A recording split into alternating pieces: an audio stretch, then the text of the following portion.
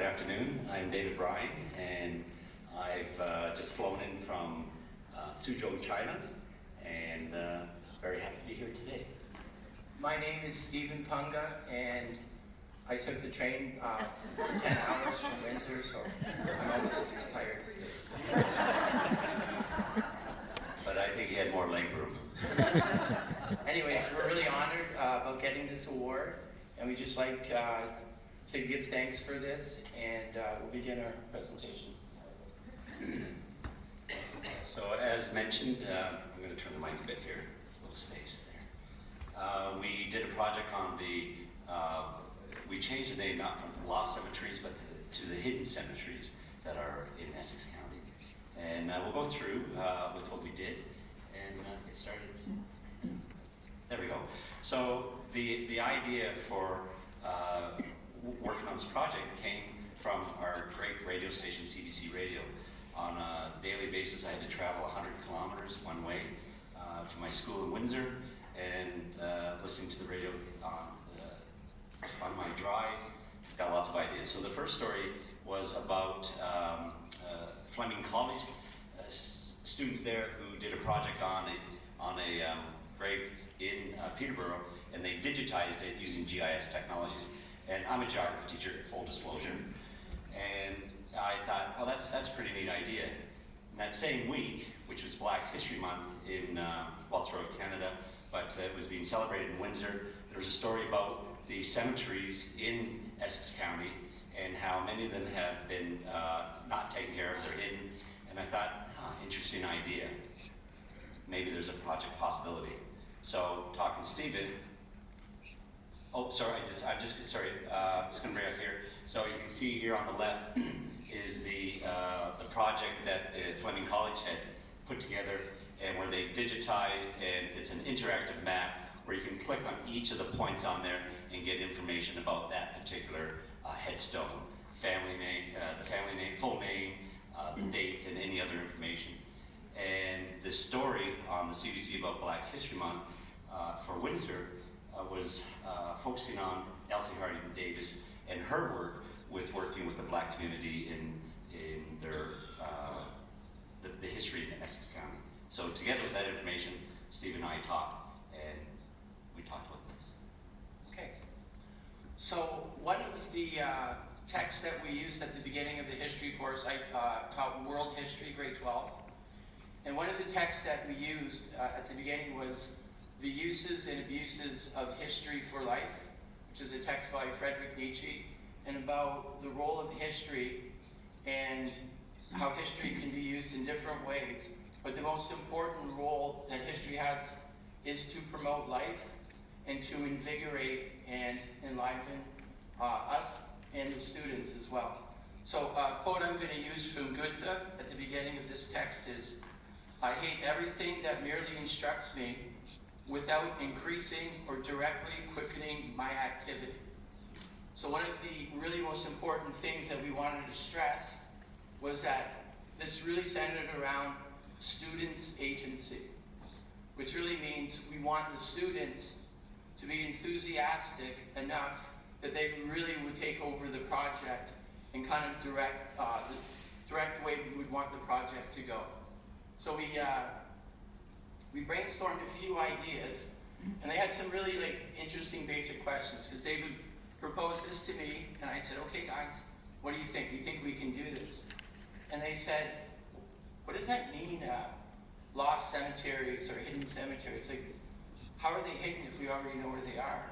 Or how did we lose them? Where did they go? And then just the difference between an active cemetery and non-active cemeteries was something that they thought about. Another really important question is, why are there Black cemeteries in Essex County, and how did they get there? And then another question was, well, why are there white cemeteries in Essex County, and how did they get there? Because sometimes we take certain things for granted, and it becomes like an ideology, and we don't question it or think about it. So this type of critical thinking, I think, was really important at the beginning of the project. Okay, so after talking together, we came up with this particular project from going from the idea to the concept and bringing together both the geography grade 11 class and the grade 12 history class where the students would collaborate in pursuing this project. And Stephen mentioned about giving students agency. So we basically had a framework, but the students were going to be the active participants in bringing this project to fruition. Okay, I'd also like to mention, when Dave came to me with the idea, we had covered a significant amount of the curriculum already. And so what we wanted the students to do was, how do we put this in the context of the Ontario curriculum? So we had studied colonialism, imperialism, and we were kind of just getting around to the Industrial Revolution. And one of the key players, obviously, was Karl Marx and his Critique of Capital.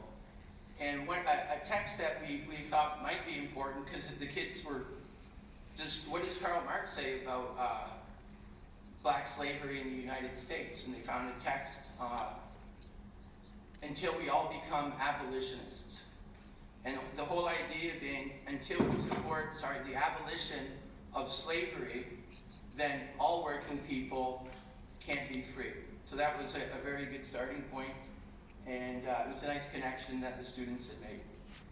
So, having heard three wonderful presentations this morning, and one of the questions from the audience was about how there was a common theme through there.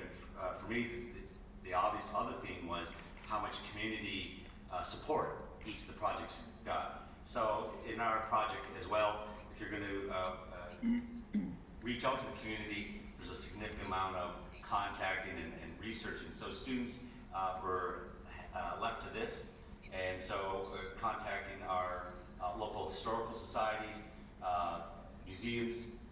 Elsie Harding Davis already mentioned. And I must give a shout out to my grade 13 geography teacher, Gerald Pouget, who took us out in grade 13 back in the 1970s, and that was my inspiration to have a love for local history. And with this work, the students had to also consider what are they going to do with this digital map, and it can't just sit on the school's website. So there was going to be outreach to the town of Essex and seeing if they'd be willing to host it, so if they had to talk with them, and also getting permission to go onto the cemeteries, which some of them were still part of church congregations, and we had to get their permission and support. And I must say that we had significant help in the technology side from the City of Windsor, the GIS specialist there, and Fleming College. The people who ran that project, they're always willing to help out. So we're going to just go through a number of slides just about how the project unfolded. And Stephen? Okay. So one of the really important resources that we did use was the Black Historical Museum in Amherstburg. I lived in Amherstburg most of my life. We went to church across from the Black Historical Museum, and we were always aware of it. We would have services there occasionally from time to time. But I think for the students to go and make that connection and see like artifacts and primary sources and the individual first-hand account or first-person accounts of the Underground Railroad and how they made their escape and then how they ended up in Windsor, Essex County. It was an excellent resource. An interesting story, I know we only have 10 minutes. Interesting story was after we were done with the museum, we're walking through this little town of Amherstburg to go get a coffee at Tim Hortons.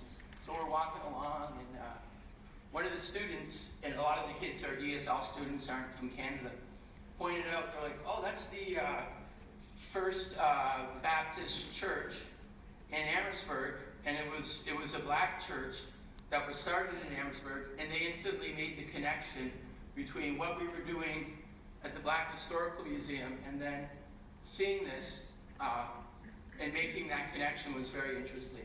And I also, okay, sorry, no. I think one of the other really important things was when you go out into the field, you're using all your senses and you're using different ways of knowing. So there's different types of connections that you are making. And a question was asked today, what was an important part? How did you know that the students had finally made a connection with the project? And the first cemetery we went to, Dave had to survey it, and whatever you do in geography and all that. But in one of the corners of the cemetery, there are all these tiny little gravestones. And they were the gravestones of the children that had died. And some of them wouldn't have names or just a first name and no date or anything on it. And I think, as far as a way of knowing, that emotional connection kind of brought that project home for a lot of the students.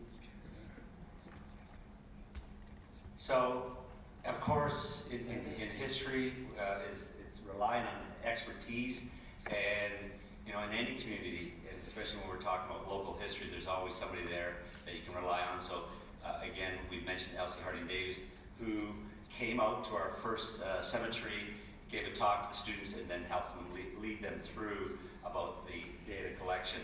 And just to follow up with Steve saying about how, you know, for the students getting out and doing field work, to me, it brings learning into 3D as opposed to just within the walls of the classroom. So, you would talk, yeah? About the rubbings? Yeah, sure. Okay, this is something that's interesting. So because these tombstones are faded, you can see the one on the right, it's pretty clear, you can read it, but lots of them you can't read at all with your eye. So Dave, because he'd previously done this before with his geography teacher or his history teacher, the kids get a piece of paper and they get a pastel or a crayon and they kind of do a rubbing on it, and then the information comes out onto that paper, and then you can read it. So it's kind of like, you can't see it, it's hidden, it's lost, and then it kind of comes out, and then from that the students would record the information into their phones and then upload it. Yeah, so I should mention, and you'll see on the far right picture there, one of the students, and what they're doing is they're recording the data using GIS technologies. It's called Survey 123, and so it takes data that's geo-referenced to that spot, and then that's the data that gets loaded up into a crowdsourced map, which we used for our final product. So we're going to go through here because I'm conscious of time. So collecting data in the field. So then, of course, students had to present to the City Council of Essex, and so they were given a certain amount of time to 20 members of the City Council to see if they'd be willing to host this, and wonderful opportunity for the kids to talk with their community. And of course, the City Council agreed to their proposal. And this is some of the locations. We did 4 cemeteries. And the actual hosting on the town of Essex.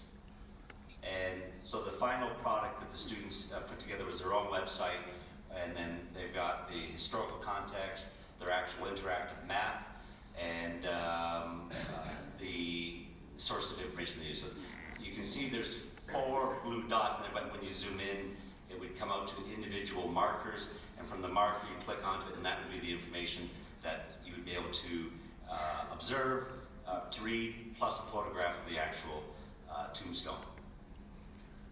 And student agency. So what did they have to do?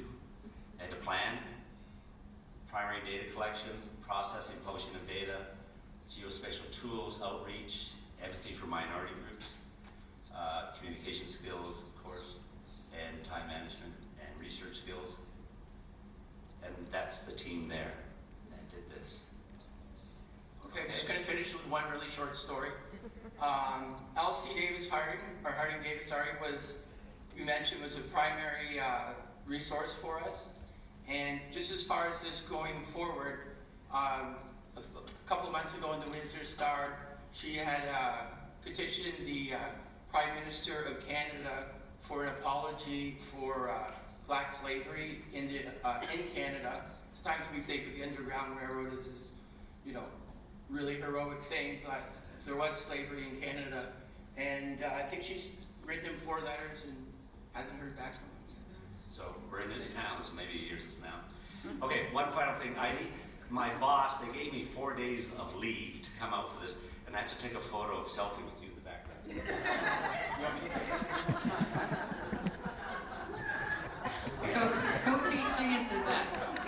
Thank you.